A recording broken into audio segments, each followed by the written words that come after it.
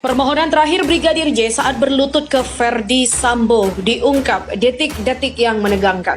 Sambo akhirnya eksekusi dengan 2 tembakan di kepala Yosua. Dia sudah mengakui bahwa dialah otak pembunuhan berencana. Ya, kami meminta kepada Presiden dan juga Kapolri untuk mengembalikan nama baik dari anak klien kami. Ya, ini bertepatan dengan momen 17 Agustus, kembalikan nama baiknya. Lalu ganti rugi, restitusi. Yang kedua, jadikan anak dari klien kami sebagai pahlawan ya. Karena kenapa? Karena dengan darah dari Joshua ini ada reformasi besar-besaran di kepolisian Republik Indonesia. Karena antara menembak dan tidak menembak itu penting untuk pemberatan hukuman. Jadi kalau tembakan Verdi Sambo yang menyebabkan matinya Brigadir J atau Yosua, maka mungkin hukumannya jauh akan lebih berat ketimbang dia hanya memerintahkan. Walaupun tetap berat juga karena sama-sama dikenain pembunuhan berencana, tapi gradasinya barangkali jauh akan lebih berat kalau dia juga menembak yang menyebabkan kematian Joshua. Yang jelas, untuk menghilangkan nyawa seseorang, apalagi orang itu adalah orang kesayangan, orang kepercayaan, dan sudah lama bekerja, tidak gampang itu. Kalau masalahnya tidak cukup besar dan tidak berdampak besar pada orang yang melakukan perbuatan pembunuhan.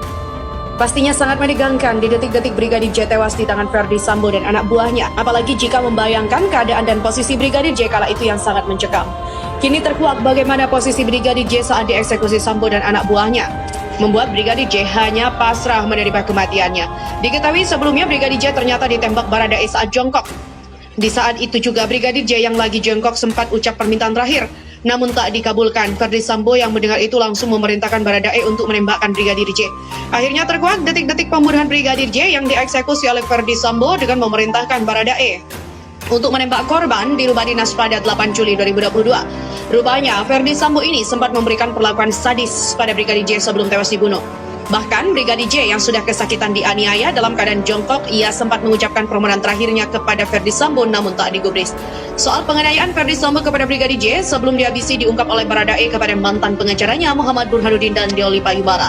Saat pergi ke rumah dinas Verdi Sambo, pasca pulang dari Magelang, ternyata Brigadir J tak pernah masuk ke kamar Putri Chandrawati. Jangankan masuk kamar Putri, Brigadir J saat hari kejadian bahkan tak berani masuk ke dalam rumah dinas Verdi Sambo sebelum ada perintah. Hal itu diungkapkan mantan pengacara Muhammad Burhanuddin yang mengungkap hasil wawancaranya dengan Baradae Eliezer. Saat hadir ke acara Indonesia Lawyer Club TV One pada Sabtu 13 Agustus, Muhammad Burhanuddin menjelaskan pada tanggal 8 Juli 2022, tepat hari kematian Brigadir J, terjadi suasana mengerikan. Bermula ketika baru tiba di rumah dinas, Brigadir J memilih santai duduk di teras rumah. Lalu kemudian Brigadir J dipanggil masuk ke dalam oleh Verdi Sambo yang memang sudah tiba duluan. Ketika itu Bribka Riki mendapat tugas dan Verdi Sambo untuk memanggil Brigadir J. Ketika masuk ke dalam rumah, Verdi langsung menyuruh Brigadir J untuk jongkok seperti saat pelatihan militer hingga menuju ke lantai 2. Kebingungan dengan perintah atasannya, Brigadir J pun hanya manut. Lalu tiba-tiba Verdi Sambo langsung menjambak rambut Brigadir J. Saat menjambak wajah Brigadir pun diarahkan Verdi Sambo agar bisa menatap matanya. Begitu masuk di TKP kemudian disuruh jongkok, dan informasi dari Baradae yang disuruh jongkok adalah si bosnya, seorang atasannya di sana, yaitu Verdi Sambo. Namun posisi Putri Chandrawati berada di kamar lantai 1, tidak di lokasi eksekusi. Selanjutnya saat disinggung apakah Brigadir J dieksekusi saat jongkok, Burhanuddin mengatakan sebelum dieksekusi rambut Brigadir J sempat dipegang, lalu Baradae diperintahkan untuk menembak Brigadir J.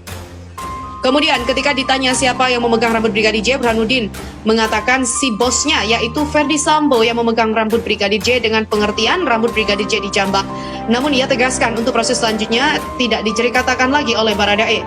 Selanjutnya disinggung tentang Baradae mengetahui motif perintah penembakan itu, Baradae belum buka suara. Cuma dia hanya bilang ada peristiwa dari Magelang, cuma itu saja. Selain pengakuan dari Muhammad Burhanuddin, mantan pengacara Baradae, yakni Deoli Payubara pun ikut mengungkap kejadian di hari tragis itu. Menurut Deoli Payubara, dari keterangan Baradae, Brigadir J sempat diminta untuk naik ke lantai 2, namun dia menolak. Tapi karena perintah itu datang dari Verdi Sambo, akhirnya Brigadir J menurut. Kala itu Baradae juga naik ke lantai atas. Ia menyaksikan Brigadir J yang sudah jongkok dan berlutut di depan Verdi Sambo yang sedang memegang pistol sambil memakai sarung tangan. Saat jongkok itu terlihat oleh Baradae jika Brigadir J memohon-mohon agar Verdi Sambo tak menghabisinya. Namun rupanya permohonan terakhir Brigadir J ini tak digubris oleh Verdi Sambo. Situasi menjadi panas ketika Irjen Ferdy Sambo melihat jika Baradae ada di sana dan melihat kejadian itu. Maka dari itu Ferdy Sambo dengan suara lantang memberikan perintah kepada Baradae untuk menembak rekannya. Perintah itu tak dapat ditolak oleh Baradae, maka terjadilah penembakan terhadap Brigadir J. Akhirnya Irjen Fadil Imran dikabarkan diperiksa imbas peluk sayang Ferdy Sambo usai bunuh Brigadir J. Kapolda Metro Jaya Irjen Fadil Imran dikabarkan diperiksa imbas peluk sayang Ferdy Sambo usai bunuh Brigadir J. Akhirnya Kapolda Metro Jaya Irjen Fadil Imran dikabarkan diperiksa Inspektorat Khusus di tengah kasus pembunuhan Brigadir J. Di Rumah Dinas Polri Irjen Ferdy Sambo di Kompleks Polri Duren 3 Jakarta Selatan. Dalam kasus ini ada 31 anggota Polri diperiksa dan ditempat dalam ruangan khusus karena terbukti melanggar kode etik. Puluhan anggota itu disinyalir telah ikut dalam rekayasa kematian Brigadir J pada Jumat lalu, di mana 4 anggota diantaranya ada perwira menengah di Treskrimum Polda Metro Jaya yang menjalani pemeriksaan pada pekan lalu. Kemudian informasi yang beredar, Kapolda Metro Jaya Irjen Fadil Imran dikabarkan diperiksa Inspektorat Khusus Kadifhumas Mabes Polri Irjen Dedi Prasetyo enggan menjawab kabar pemeriksaan Kapolda Metro Jaya, di mana Irjen Fadil Imran akhirnya pun diperiksa imbas pelukan sayangnya itu kepada Ferdy Sambo.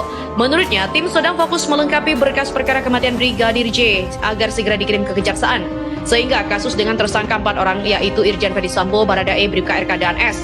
Sebelumnya, 4 perwira menengah Direktorat Reserse Kriminal Umum Polda Metro Jaya masih berada di ruang khusus Barreskrim Polri karena melanggar etika profesi pasca kematian Brigadir Joshua. Kabid Humas Polda Metro Jaya Kombes Pol Endra Zulpan mengatakan keempat pamen itu masih diperiksa oleh tim Inspektorat Khusus sehingga Zulpan belum bisa menentukan nasib keempat perwira menengah tersebut karena masih proses penyelidikan, di mana hasil pemeriksaan itu dikatakan mantan Kabid Humas Polda Sulawesi Selatan akan dicopot atau tidak dari jabatannya. Kemudian Kapolda Metro Jaya juga akan menentukan kewenangannya agar jabatannya yang kosong ini segera diisi oleh pamen lain. Alumni Akpol 95 ini menegaskan Polda Metro Jaya tidak akan menghalang-halangi proses pemeriksaan terhadap 4 pamen itu, sesuai dengan arahan Kapolda agar keempat pamen itu kooperatif mengikuti proses pemeriksaan dari tim Barreskrim Polri. Momen Irjen Fadil Imran peluk Irjen Ferdy Sambo itu sebelumnya juga sempat viral, dan belum lama ini beredar video pertemuan antara Kapolda Metro Jaya dan Kadif Propam Irjen Ferdy Sambo. Irjen Fadil Imran pun akan bicara terkait video pertemuannya dengan Kadif Propam Irjen Ferdy Sambo itu. Pertemuan itu dilakukan Fadil Imran sekedar untuk memberikan dukungan kepada adik tingkatnya di Akademi Kepolisian yang sedang menghadapi masalah dan juga bentuk pertemanan antar keduanya. Menurut Fadil Imran, permasalahan yang kini dihadapi Ferdy Sambo tidaklah mudah untuk dilewati. Fadil berujar, perlu ada dukungan dari orang sekitar agar Sambo bisa tegar menghadapi cobaan. Sebelumnya, sebuah video memperlihatkan momen saat Fadil berpelukan dengan Sambo beredar di media sosial. Dalam video itu, tampak Fadil Imran mendekati Ferdy Sambo dan langsung memeluknya. Terlihat raut wajah sedih Ferdy Sambo kala mendaratkan kepalanya di bahu Fadil.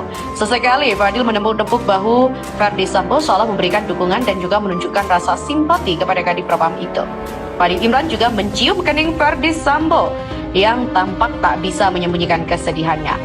Sementara tanggapan Kapolda Metro Jaya Irjen Fadil Imran soal Irjen Ferdy Sambo yang kini menjadi tersangka dalam kasus pembunuhan Brigadir J. Imran tak banyak menanggapi terkait nasib juniornya itu. Mantan Kapolda Jawa Timur itu juga mengatakan agar menanyakan kasus ini kepada Mabes Polri.